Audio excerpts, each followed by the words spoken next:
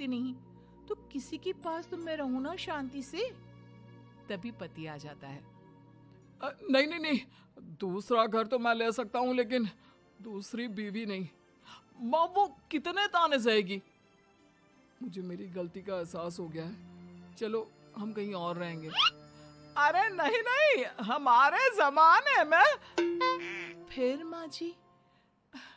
मतलब मैं कैसे रहूंगी तुम लोगों के बिना। बहू मुझे माफ कर दे। ओके, कर दिया माफ। अच्छा ये तो बताओ कि ये लड़का कौन है? मैं इसकी मौसी का बेटा हूँ, मिलने आया था। अच्छा दीदी, बाय। समधी की शादी। इस कहानी की हीरोइन गंगा है, जो अपनी समधन की मौत के बाद अपने समधी के अकेलेपन को समझते हुए समधी की दूसरी शादी करवाती है। लेकिन उसकी बहू इस बात से बिल्कुल खुश नहीं होती। मुझे लगता है आपको शादी कर ही लेनी चाहिए। आपकी इस उम्र में ख्याल रखने वाला भी तो कोई होना चाहिए ना। वैसे भी आपकी इकलौती बेटी थी, वो भी हम ले गए। अरे इस उम्र में शादी, लोग क्या सोचेंगे और कैसी कैसी बातें बनाएंगे कि जिस उम्र में इसे अपने पोते पोते को गोद में खिलाना चाहिए, उस उम्र में ये शादी कर रहा है। ऊपर से नव्या क्या सोचेगी मेरे बारे में कि माँ को गए हुए 1 साल भी नहीं हुआ और पापा ने दूसरी शादी कर ली। मुझे नहीं लगता इस शादी से नव्या को कोई परेशानी होगी, उल्टा उसे खुशी मिलेगी कि उसकी गैर मौजूदगी में उसके पिता का कोई ख्याल रखने वाला है।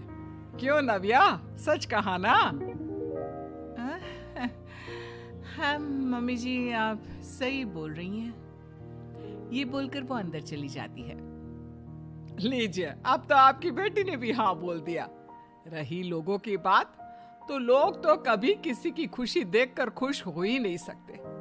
अगर आप लोग खुश रहेंगे तब भी वे बातें बनाएंगे, और अगर आप दुखी भी रहेंगे तब भी बातें बनाएंगे। इसलिए अच्छा यही होगा समधी जी कि आप उनके बारे में सोचना छोड़ ही दीजिए। समधी को सास की बात सही लगती है। वो भी सोच लेते हैं कि बच्ची जिंदगी के लिए कोई हमसफर बना ही लेंगे। आप ठीक बोल रही हैं। जब मेरी प्यारी बिटिया नव्या और उसके ससुराल वालों को मेरी इस उम्र में दूसरी शादी से कोई दिक्कत नहीं, तो परेशानी कुछ है ही नहीं। ऐसे ही सास समधी की दूसरी शादी करवाती है और फिर समधी के घर आ जाती है बहू की नई माँ। कुछ दिनों के बाद बहू अपने मायके अपने पापा और नई माँ से मिलने आती है। मेरा बच्चा कितने दिनों बाद मुझसे मिलने आई है। इधर बैठ, मैं तेरे लिए कुछ अच्छा सा बना कर लाता हूँ। तेरे फेवरेट पास्ता खाएगी ना? पापा आप क्यों? वो कहाँ है? उनसे बोल दीजिए। आप मेरे ही पास बैठकर बातें कीजिए ना। उन्हें क्यों लेकर आए? कोई चैरिटी थोड़ी ना कर रहे हैं। इस उम्र में घर मिल गया, और क्या चाहिए? तभी नई माँ घर में आती है। बेटी की बात सुन रही होती है और सुनकर बहुत दुखी हो जाती है। वो अच्छा, तुम्हारी नई माँ वो जरा किसी काम से बाहर गई हुई है, आती होगी। मैं तब तक तेरे लिए कुछ अच्छा सा बना कर लाता हूँ। ठीक है पापा। लगता है नई माँ के पैर बाहर ही रहते हैं, और आपको ही बनाकर खिलाना था तो क्या करे, छोड़िए। ये बोलकर वो घर में घूमने लगती है और चीजों को देखती है। इनको घर में आए हुए थोड़े दिन नहीं हुए और ये घूमने भी जाने लगी है, वो भी पापा को घर में अकेला छोड़कर। आने दो, एक बार इनकी खबर लेती हूँ। वैसे घर को तो बड़ा सजा कर संवार कर रखा है। चलो, ये तो खूबी है, कम से कम पापा को साफ कर का शौक भी है। इतने में नई माँ घर में आती है। अरे नव्या बेटा, तुमने पहले बताया होता तो मैं जल्दी घर आ जाती। तुम्हें नहीं पता मुझे तुमसे कितनी सारी बातें करनी है। कैसी हो बेटी? बेटी? हाँ, वैसे अब तो मैं आपकी बेटी हो ही गई हूँ, ना चाहते हुए भी। खैर, आप गई कहाँ थी? शादी हुए कुछ दिन भी नहीं हुए और आपने घूमने जाना भी शुरू कर दिया। पापा का ख्याल रखने के लिए शादी करवाई है आपकी, जानती है ना आप? नव्या, ये तुम क्या बोल रही हो?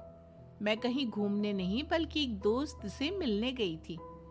उसकी तबीयत थोड़ी ठीक नहीं, इसलिए वो क्या है ना, शादी के चलते उससे मिलना नहीं हो पाया, तो आज चली गई। अच्छा, वो भी पापा को यूं घर पे अकेला छोड़कर? आपके लिए आपका ये परिवार ज्यादा जरूरी है या आपकी दोस्त? देखिए, ये ठीक नहीं है। इतने में पिता आ जाते हैं। अच्छा, तुम आ गए। आओ चलो तीनों मिलकर बैठ के खूब सारी बातें करते हैं। माँ कुछ नहीं कहती, चुपचाप अंदर चली जाती है। ऐसे ही बहू जब भी अपने मायके आती, अपनी नई माँ से ऐसे ही बात करती। नई माँ बहू के इस बर्ताव से परेशान होकर उसकी सास को बताती है। देखिए माना, वो बेटी है, लेकिन मैंने भी शादी की है। वो बेटी कम, सास सा व्यवहार ज्यादा करती है। अब छोटी है तो कुछ कहना ठीक नहीं लगता। बाकी शादी का रिश्ता लेकर तो आप आई थी, इसलिए आपको बता रही हूँ। मैं शादी करके बहुत पछता रही हूँ। अरे परेशान ना हो, मैं बहू से बात करती हूँ। तभी थोड़ी ही देर में बहू ससुराल आ जाती है। बहू कहाँ थी अब तक? तुम्हें पता है क्या टाइम हो रहा है? अब माँ जी, मैं अपनी एक सहेली से मिलने गई थी, और माँ जी अभी तो 7 बज रहे हैं। अरे इतना लेट कोई घर आने का टाइम है? आज के बाद 6 बजे के बाद तुम घर आई तो तुम्हें घर में एंट्री नहीं मिलेगी। सास बहू के साथ बिल्कुल वैसा ही व्यवहार करती है जैसा वो अपनी नई माँ के साथ कर रही होती है। न जाने माँ जी को क्या हो गया है। मैं कितनी खुश थी कि मायके जैसा ससुराल मिला है। सासू माँ इतनी अच्छी थी। फिर अगले रोज, बहू, मेरे बेटे को पौष्टिक खाना दिया कर। क्या ये पास्ता पिज्जा बनाती रहती है?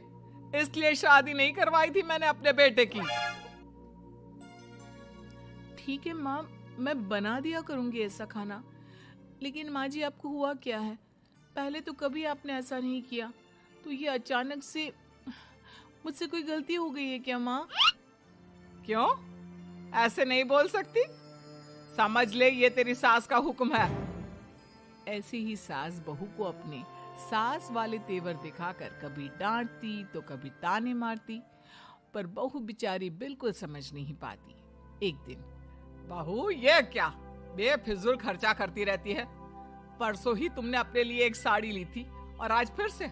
तुम्हें क्या लगता है पैसे क्या पेड़ पर होते हैं कि जब मन करा तोड़कर सामान ले लिया करा? वो माँ जी बहुत अच्छी लगी तो ले आई। अच्छी लगी तो ले आई?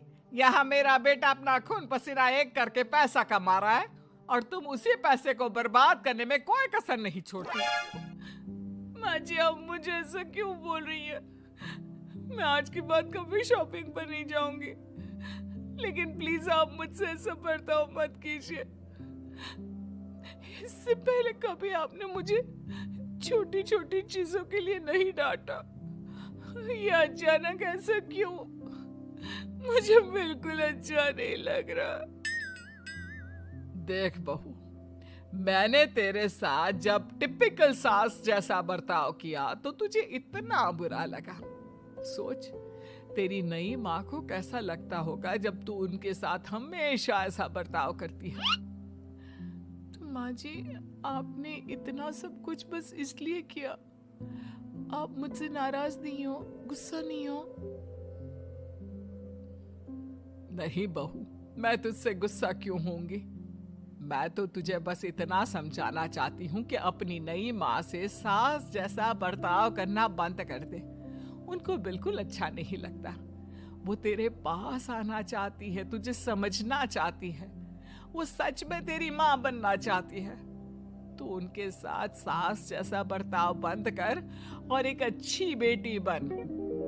अब बहू को सास की बात समझ में आती है और वो बहू जैसा बर्ताव करती है।